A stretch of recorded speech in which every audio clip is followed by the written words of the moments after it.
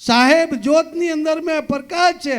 અરે ભાઈ એક જો એની અંદરમાં એમ કરતા કરતા પછી ઇન્દ્રમતીને એમ કીધું કે બેટા તારી ભક્તિ હાસી છે, પણ તું જોઈ લીજે કે તને મારવા માટે નિરંજન ભગવાન અનેક રૂપ બદલીને આવશે, અનેક રૂપ બદલીને આવશે, તને મારશે. તે ઘડીએ તું તને હું તને આ શિષ્ય બનાવેલી છે ને, તો તને ઇન્દ્રમતીને બધું હાલ દીધું એમ કરી તને મારવા આવશે, તને આટલા રૂપા આવશે, આવા રૂપા આવશે, અને છેલ્લો ઝેરી નાગથી તને કેળવા આવશે. પણ બેટા તને બેહુલી નામનો મંત્ર આપું, એ બેહુલી નામનો મંત્ર આલું, એને તું પડી જજે એટલે તને ઝેર સડે નહીં. પણ આખરની અંદરમાં પાછો હજુ ઓળખાવી દઉં, હજુ એક ઠેકોણે તું છેતરાઈ જવા કરે. તે કે કેવી રીતે? તે કે કબીર સાહેબનું મારા જેવું રૂપ, સાહેબનું રૂપ લઈને તને મારવા આવશે, પણ તું એને કેવી રીતે પાછી ઓળખી? પણ તને હું નિશાની બતાડી દઉં. કબીર સાહેબે ઇન્દ્રમતીને નિશાની બતાડી દીધી. તે કે ફાટેલી ઓછો મારા જેવું સ્વરૂપ રહેશે, મારા જેવું ઢાળું રહેશે, મારા જેવું બધું રહેશે, પણ થોડીક એની ઓછો ફાટેલીઓ આવશે, એને તું ઓળખી જજે. નિતરા મારા ગુરુ મહારાજ આવી જાય એમ કરીને છેતરાઈ નથી જાય. મારું સ્વરૂપ કબીર સાહેબનું સ્વરૂપ લઈને આવશે તો એની ઓંખો ફાટીલ્યો રહેશે, નિરંજન ભગવાન. એટલે આ તને મારવા પાછો આવશે જોર કરીને, એ તું ઓળખી જજે. ત્યારે ઇન્દ્રમતીને એવા કબીર સાહેબે એક નારી રૂપને કબીર સાહેબે કેટલા પડછા આપ્યા, અને એમને લઈ જાય છે સતલોકની અંદર. મેં વિચાર કરો બહેનો પાસે ભક્તિ છે. ભાયકન તો મને નથી લાગતું કે ભાયકન છે, એવું મને કંઈ નથી લાગતું. આ બહેનો કન ભક્તિ છે. હમણાં હું કેમ એવું માનું છું કે ભાયકન નથી ભક્તિ ને બહેનો કન ભક્તિ છે? એનું કારણ છે કે કોકને ઘેર બે જ જણા જાય મહેમાન, કોકને ઘેર આપણું કોઈ પણ આપણા સમાજના કોઈ ભાઈને ઘેર મહેમાન જાય, એ મહેમાન જાય એટલે તો જાય એટલે પેલા ભાઈને પોણું એ હાલે એટલે અહીંયો ઘટઘટાવી જાય. પણ પેલી બેન છે ને એના શરીરની અંદરમાં જેવી હોય એવી, એને શરીરે જેવી હોય એવી, અને તો કદાચ પાણી પીતી હશે, ચા પીતી હશે, ઘેર તો પીતી હશે, પણ તો જતી કે ના નથી તરેલાજી, પીતી પીતી પોતાના મનની અંદરમાં વિચારો કરે કે મારે હું પીયા જેવું લાગે કે નથી લાગતું. અને ચા કદાચ ઘેર પીને જતી હશે તો જ કોઈક ચાલતું હશે તો કહેશે કે હું નથી ચા પીતી હો, પેલો હદી પછી ઓજવવા પડે, પેલો હડાવી નાખે. એટલે ભક્તિ મારું એટલું ઘણું છે, મારું એટલું કહેવું છે કે ભાઈઓ કરતા બહેનો પાસે ભક્તિ હાચામાં હાચી છે. કેમ હાચામાં હાચી છે? કે એમના નિયમનું પાલન એ કરી રહેલી છે. તો ઇન્દ્રમતીને સતલોક લઈ ગયા. ઇન્દ્રમતીને સતલોક લીજીને સતલોકની અંદરમાં લઈ જાય, અને ત્યાં લીજીને કે છે બેટા ઇન્દ્રમતી, કબીર સાહેબ સતલોકની અંદરમાં લઈ જાય. તું તો સતલોકની અંદરમાં દૂધની નંદીઓ, બાગ બગીચા, આવા બધા બગીચા જોવે છે, પણ તારો રાજા ખંડુ તુસતો હવે એનું મૃત્યુ થવાનું છે, પણ તારો રાજા આવવાનો નથી. ત્યારે ઇન્દ્રમતી વિચારમાં પડી ગઈ, તારો તારો મને ભક્તિ કરી તે મને અહીં સતલોક મેં લઈ આવ્યા, અને પેલો તૈનો તઈ અટવાવાનો કે આ પેલો તૈનો તઈ અટવાવાનો એમ કરીને ઇન્દ્રમતીને ભલે મારો પતિ દારૂડિયો હતો, માહેડિયો હતો, જેવો હતો એવો એનો બાહ મરે એનો, પણ હાવ સાહેબને મારે અટકાવવા પડશે. એટલે સાહેબને ઇન્દ્રમતી કે મારો પતિ જેવો હોય એવો, પણ એને હજી સતલોક લાવો.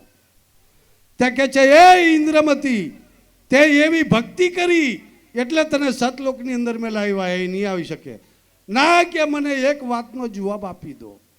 હું કે છે એક વાતનો જવાબ આપી દો. તે કે બોલો. તે કે સાહેબ મારે નોને મોડે બોલવાનું નહીં હોય. મારો પતિ જેવો હતો એવો અને જેવો હતો એવો, પણ એવે મને ભક્તિ કરવા દીધી ત્યારે મને સતલોક લાવ્યા. એવે હવે મને ભક્તિ કરવા દીધી. જો કદાચ મને એ દારૂડિયો હતો ને એવો હું તો બધો હું તો ની ભક્તિ કરવા દેતો તે મને સતલોક કોથી લાવતા. એટલે અડધું મારું જે કંઈક છે ભક્તિ છે મારી, એ અડધી ભક્તિ એ રાજાને આલો અને એને પણ સતલોકની અંદર મેં લાવો. કબીર સાહેબને હા પાડવા પડી ભાઈ, કબીર સાહેબને હા પાડવા પડી. એના માટે કે ભાઈ ભક્તિ છે ને ફાલી ફૂલી કરવી સાહેબની. હું તમને એટલી વાત કહી દઉં, ટૂંકમાં જ વાત કહી દઉં. કબીર સાહેબ હનુમાન દાદાને મળ્યા. હનુમાન દાદા રામની સેવા કરે. રામની સેવા કરે ત્યારે કબીર સાહેબ એમ કે છે કે ભાઈ તું કોની સેવા કરે, તું કોની સેવા કરે છે? તે હનુમાન કે છે કે રામની. ગુરુદેવ કર્યા. અલ્યા ભાઈ કબીર સાહેબ કે છે કે અલ્યા ભાઈ હજારો વર્ષથી જલમતા જા ને મરતા જા, જલમતા જા ને મરતા જા, જલમતા જા ને મરતા જા, તેની તું ભક્તિ કરે. તું તો એમના કરતે મોટો છે. તે કે હું કેવી રીતે મોટો? હનુમાન કે છે હું કેવી રીતે મોટો? તે કે જો ભાઈ, કબીર સાહેબ કે છે હનુમાનને કે જો ભાઈ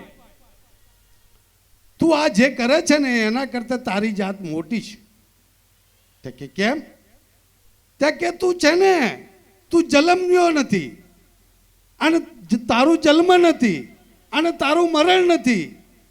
કબીર સાહેબે શું કીધું કે તારું જન્મ નથી અને તારું મૃત્યુ પણ નથી, તું હજારે અમર છે અને તું પેલા મૂર્તિઓ આ ભવસાગરની અંદરમાં આ ત્રિલોકની અંદરમાં અહીંના મરે છે ને જન્મે છે ને મરે છે ને જન્મે છે, એની તું સેવા કરે.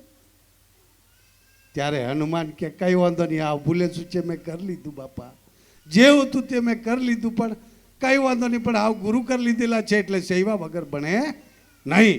એટલે એના માટે હનુમાન દાદા જે છે ને એ અજર અમર જ છે ભાઈ, એનો કોઈ જન્મ નથી અને હનુમાન દાદાનું કોઈ મૃત્યુ પણ આલ્યું નથી.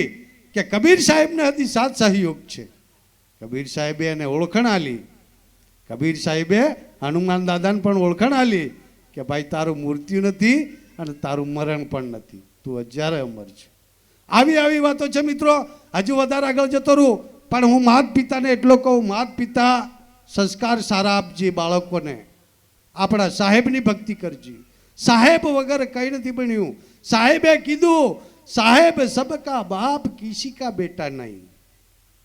સાહેબે એટલી વાત કીધી, સાહેબ સબકા બાપ કિસી કા બેટા નહીં, કોઈનો બેટો નહીં, બધાનો બાપ છે બાપા. એટલે આ ત્રિકાળના ત્રણ લોક છે એમનો હતી બાપ છે, એના તમે શિષ્ય છો કબીર સાહેબના. એટલે કબીર સાહેબની તમે ભક્તિ કરી રહ્યા છો એ સારું કરજો. અને બહેનો તમને મારે કહેવું છે કે તમે તમારો પરિવાર છે એને સારા સંસ્કાર આપજો, ભક્તિ કરાવજો, નાની નાની ભક્તિ કરાવજો. છોકરો કદાચ નાનો નાનો અવળો જતો હોય એને સમજાડજો. ભાઈઓને પણ મારે એવું કહેવું છે કે તમે બી સમજાડજો, છોકરાને સંસ્કાર આપજો.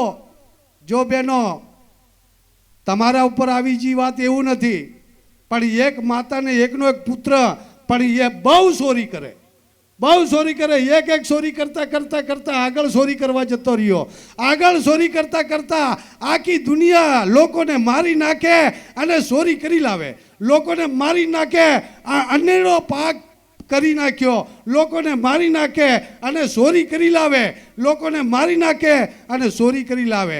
એમ કરતા કરતા એક દન એ હવાઈ ગયો, એવો સમય આવી ગયો એટલે એ ચોર હવાઈ ગયો. એ ચોર હવાઈ ગયો, તે હવાઈ ગયો ત્યારે શું કે છે તે કે ઓને છે ને હાવ પાછો છોડો એટલા નથી. સરકાર તો આવો નિયમ કરે ને, ઓને આ ઘણો બધાને માર નાખેલો છે ને, ઘણા બધાને લૂંટી લાવેલો છે ને, આ બધું ઘણું કરી દીધેલું છે, ઓન છોડો એટલા નથી. એટલે કે શું કરવાનું? રાજા તો હુકુમ કરી દે ભાઈ ઓને ફોસીએ ચડાવો. હવે એ ચોરને ફોસીની સજા મળી ગઈ. ફોસીની સજા મળી ગઈ ત્યારે ફોસી વાળા ચડાવવાની ઉપર કરી નાખ્યું નક્કી. ત્યારે પેલા તરકડત આવીને પૂછે ને ભાઈ તને રાજાએ ફોસીની હુકમ કરી દીધેલો છે, તું કંઈ બચી શકે એમ નથી, પણ તારે કોઈને મળવાનું છે કે નહીં? તે કે કોઈને મળવાનું મારે નથી, ગુરુને નથી મળવાનું, કોઈને નથી મળવાનું. તે કે કોને મળવાનું છે? તે કે મારી માને. એને એયો વિચાર આવ્યો કે મારી માને મળવાનું છે. પેલા ફોસી ચડાવવા વાળા તરકડ બે તૈયાર કરી માને મળવા હારું પેલા જાય છે. એની માને કહે છે કે બેટા તારે